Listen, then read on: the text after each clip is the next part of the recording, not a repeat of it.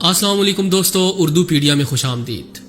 دوستو 4000 سال پرانی شراب بنانے کی ایک فیکٹری مصر کے ایک علاقے سے دریافت کر لی گئی۔ ماہرین جب اس فیکٹری کے اندر گئے تو ایسا کیا دیکھا کہ ان کی عقل دنگ رہ گئی۔ کیا یہ فیکٹری فرعون نے بنوائی تھی اور یہاں سے ملنے والے شراب کے جام کس شخصیت سے تعلق رکھتے ہیں؟ یہ سب کچھ آج کی اس ویڈیو میں ہم ڈسکس کریں گے، لہٰذا ویڈیو کو شروع سے لے کر آخر تک ضرور دیکھیے گا، اور اگر آپ چینل پر نئے ہیں تو اسے سبسکرائب بھی کر لیجئے۔ تو آئیے چل کر موضوع کا باقاعدہ آغاز کرتے ہیں۔ دوستو آج سے 4000 سال پہلے ایجپشن لوگ، جنہیں مصری بھی کہا جاتا ہے، مصر پر راج کیا کرتے تھے، اور اپنے زمانے میں انہوں نے ایسی دریافتیں کی جو آج ہم صرف سوچ ہی سکتے ہیں، جیسا کہ پیرامڈ یعنی اہرام مصر کا آسمان کی طرف 3 ستاروں کے بالکل نیچے ہونا، اور اہرام مصر کے اندر کا درجہ حرارت 20 ڈگری ہی رہنا، جس کا مطلب ہے کہ نہ یہاں سردی پڑتی ہے اور نہ ہی گرمی، ہمیشہ ایک جیسا ٹمپریچر رہتا ہے۔ اور سب سے حیرت انگیز چیز جو یہاں انسانوں کو سوچنے پر مجبور کر دیتی ہے وہ ہے ایلین، کیونکہ ایلینز کے بارے میں آج ہم جو تصورات پیش کرتے ہیں وہ مصر میں آج سے 4000 سال قبل ہی پائے جاتے تھے۔ ہزاروں سال پہلے تعمیر کیے جانے والے پیرامڈز میں ایلین کے بارے میں ایسی پینٹنگز موجود ہیں جو آج کے سائنسدانوں کو اہرام مصر کی جانب کھینچ لاتی ہیں۔ اہرام مصر کو دیکھتے ہوئے ایسا نہیں لگتا کہ یہ انسانوں نے بنائے ہوں گے۔ سائنسدان اہرام مصر پر لمبے عرصے سے کام کر رہے ہیں، مگر آج تک کوئی بھی یہ جان نہیں پایا کہ مصر کے 3 سب سے مشہور پیرامڈز کس طرح سے بنائے گئے تھے، کیونکہ صرف ایک پیرامڈ کے اندر 13 لاکھ پتھر استعمال ہوئے ہیں، اور دلچسپ بات یہ ہے کہ استعمال ہونے والے ہر پتھر کا وزن 2700 کلو سے لے کر 70,000 کلو گرام تک ہے۔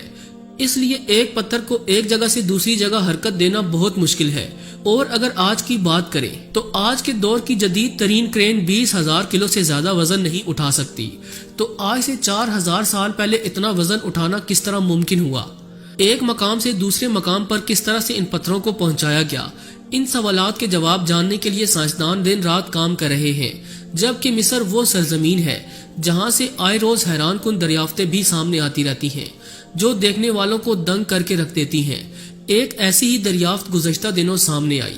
دوستو حال ہی میں ماہرین آثار قدیمہ نے مصر سے 4000 سال پرانی شراب کی فیکٹری دریافت کر لی۔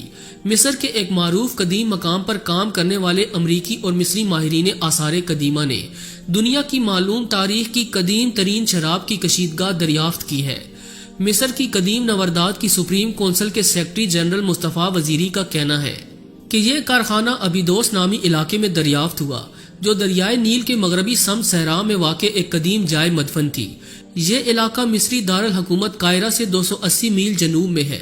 شراب بنانے والا یہ کارخانہ نارمر نامی فرعون کے دور کا ہے، جسے قدیم مصری اتحاد کی وجہ سے یاد کیا جاتا ہے۔ اس کے دور میں مصر میں پہلے شاہی خاندان کے اقتدار کی بنیاد رکھی گئی تھی۔ اس شاہی خاندان نے 3150 قبل از مسیح سے 2613 قبل از مسیح تک حکومت کی۔ کھدائی کے دوران ماہرین آثار قدیمہ کو 8 ایسے یونٹس ملے ہیں جن کی لمبائی 65 فٹ اور چوڑائی 8 فٹ تھی، اور ان سب میں تقریباً 40 برتن 2 قطاروں میں رکھے گئے تھے، جن میں پانی اور مخصوص دانوں کو ملا کر پکایا جاتا تھا تاکہ بیئر تیار کی جا سکے۔ اس علاقے میں شراب کی فیکٹری لگانے کا مقصد شاہی خاندان کو اچھی اور معیاری شراب فراہم کرنا تھا۔ مصر میں دریافت ہونے والی شراب کی اس فیکٹری کا پہلی بار ذکر 20ویں صدی میں برطانوی ماہرین آثار قدیمہ نے کیا تھا، جو اس کی درست جگہ کا تعین کرنے میں ناکام رہے تھے۔ ابیدوس کی یہ جائے مدفن قدیم مصری دیوتا اوسیریس کی عبادت کے لیے معروف تھی، اور مصری افراد کے عقیدے کے مطابق یہ دیوتا مرنے کے بعد روحوں کی سزا اور جزا کو متعین کرتا تھا۔ دوستو یہ شراب خانہ آج سے 4000 سال قبل جس دریا کے کنارے بنایا گیا تھا، اس دریا کو مصری تاریخ میں ایک بلند اور خاص مقام حاصل رہا ہے۔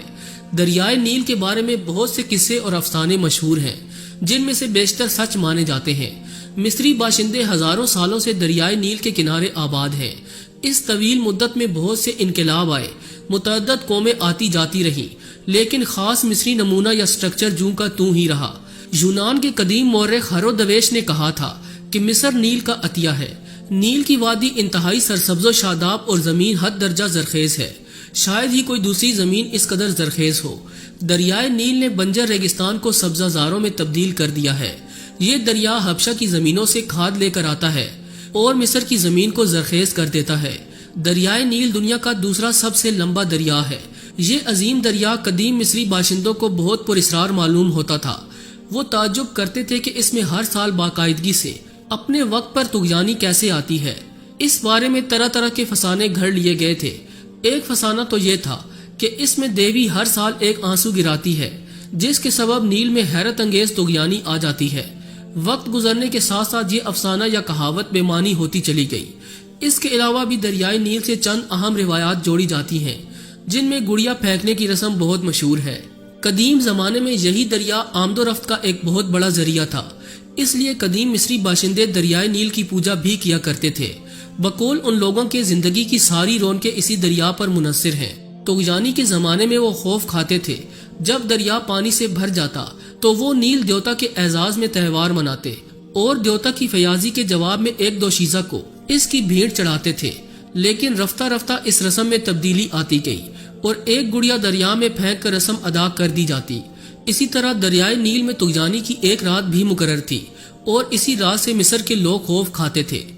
ناظرین گرامی، دراصل ہر سال 17 جون کی رات کو دریائے نیل میں پانی چڑھنا شروع ہو جاتا تھا۔ مقامی لوگ اسے لیل تقاتیر یعنی ٹپکنے والی رات کے نام سے یاد کیا کرتے تھے۔ مقامی طور پر ایسی سوچ رکھنے والے چند لوگ آج بھی موجود ہیں۔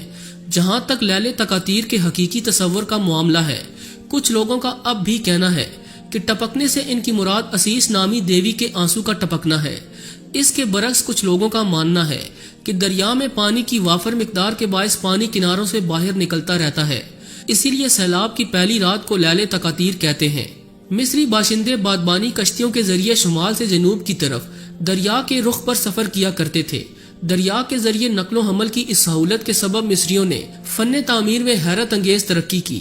مورخین کی یہ رائے ہے کہ اگر دریائے نیل نہ ہوتا تو شاید مصری فن تعمیر اتنی ترقی نہ کر پاتا۔ یہ دریائے نیل ہی تھا جس کے ذریعے آسان نقل و حمل سے مصری باشندے بھاری بھرکم پتھر دور دراز کے مقامات سے لائے اور عالی شان عمارتیں بنا کر دنیا کو حیرت میں ڈال دیا۔ بڑی آبی گزرگاہ ہونے کی وجہ سے یہاں کے قدیم لوگوں نے جہاز اور کشتیاں بنانے میں حیران کن حد تک مہارت حاصل کر رکھی تھی۔ اسی کی بدولت یہ ملک اس قدر مالدار ہو گیا تھا کہ انسانی تاریخ کا پہلا اعلیٰ تمدن یہیں سے شروع ہوا۔ انہوں نے دریا کی انجینئرنگ اور زمین کی پیمائش کا علم سیکھنا ضروری سمجھا۔